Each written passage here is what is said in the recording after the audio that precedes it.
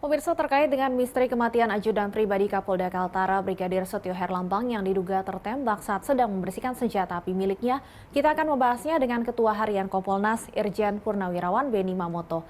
Selamat siang Pak Beni. Selamat siang. Baik Pak Beni, Brigadir Setio Herlambang disebut tewas akibat tertembak senjata api miliknya sendiri pada saat sedang dibersihkan. Sejauh ini informasi apa saja yang sudah dikantongi Kompolnas terkait kasus ini?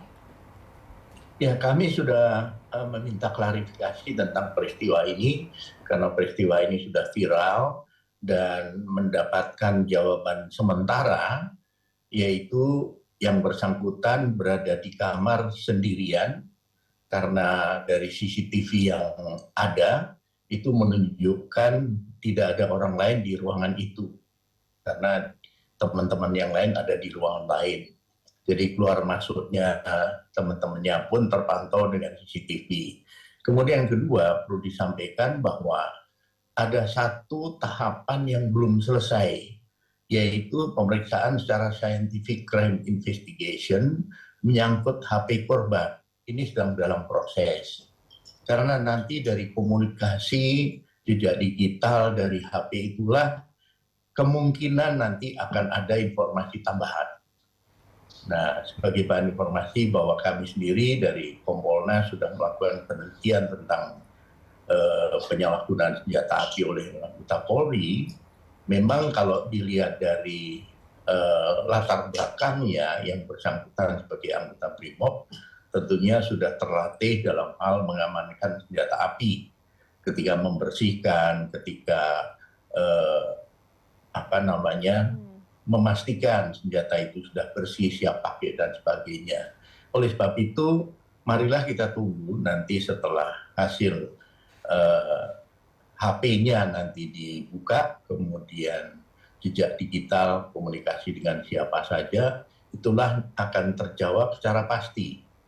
Apakah ini karena kelalaian, atau apakah ini ada unsur lain seperti bunuh diri dan sebagainya.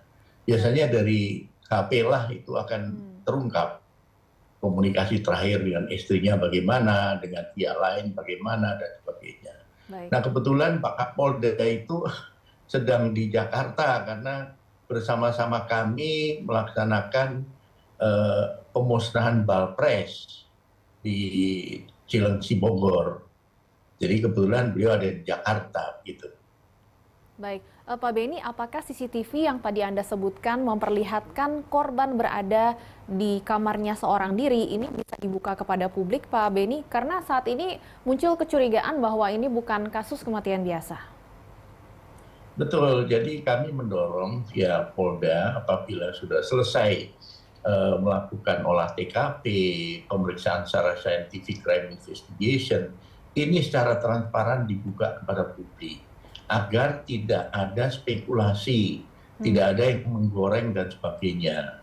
Karena nanti ketika kita lambat ataupun nanti tidak dibuka sampai sedetail-detailnya, publik masih ada ruang untuk spekulasi.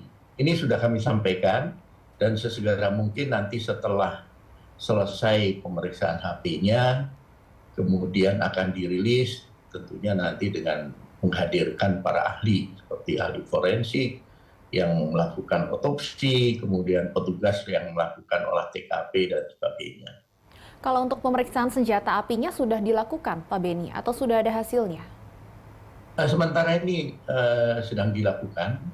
Tentunya nanti kaitannya adalah temuan proyektil, kemudian olah TKP itu akan menyangkut arah tembakan dan sebagainya, sehingga nanti bisa disimpulkan posisi korban ada di mana dan sebagainya. Pak Beni, seperti apa kemudian pengawasan yang akan dilakukan Kompolnas dalam penyelidikan kasus ini oleh polisi? Yang pertama tentunya kami selalu mengingatkan kepada jajaran kepolisian untuk bagaimana teknis menyangkut bagaimana menyimpan yang aman, bagaimana membawa yang aman, dan bagaimana menggunakan sesuai SOP.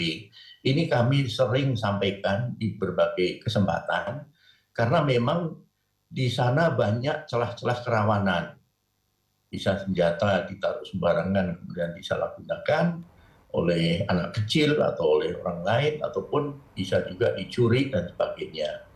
Nah, dalam konteks ini tentunya teknis bagaimana mengosongkan senjata, kemudian membersihkan senjata, kemudian membongkar senjata. Nah, ini tentunya perlu terus diingatkan, jangan sampai nanti terjadi kelalaian. Karena pada prinsipnya kita dilatih bahwa senjata atau laras dilarang menghadap ke orang, siapapun itu. Jadi ketika kita membersihkan senjata, pantang laras itu menghadap ke orang lain yang ada di sekitarnya ataupun ke dirinya sendiri. Ini sesuatu yang berlaku secara umum di dunia olahraga menembak pun sama, termasuk di jajaran TNI Polri, itu hukum yang harus dipatuhi gitu.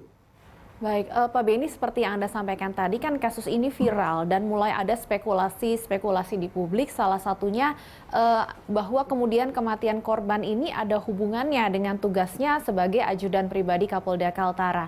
Bagaimana harusnya polisi kemudian menjelaskan hal ini kepada publik supaya tidak ada spekulasi atau suara-suara miring lagi? Ya, tentunya yang pertama perlu disampaikan bahwa hasil klarifikasi yang bersangkutan itu walpri ya, pengawal pribadi, bukan ajudan. Kalau ajudan kan melekat kemanapun Kapolda pergi. Ketika Kapolda ke Jakarta ya dia ikut. Kalau walpri tidak, itu satu. Kemudian kedua, yang bersangkutan punya istri yang sedang hamil, anaknya satu dan berada di Semarang.